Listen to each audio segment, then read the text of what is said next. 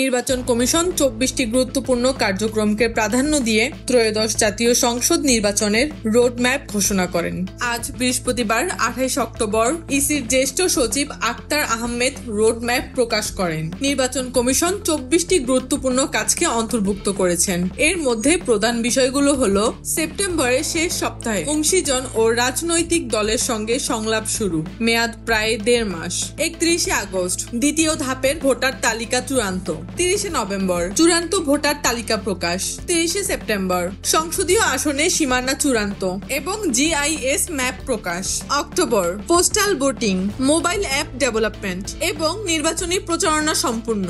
November প্রবাসী ও কারাবন্দীর ভোটে ballot প্রেরণ। নির্বাচনের তফসিল ঘোষণা করা হবে ২০২৫ সালের ডিসেম্বরের প্রথমার্ধে। জাতীয় সংসদ নির্বাচন অনুষ্ঠিত হবে ২০২৬ সালের ফেব্রুয়ারি প্রথমার্ধে।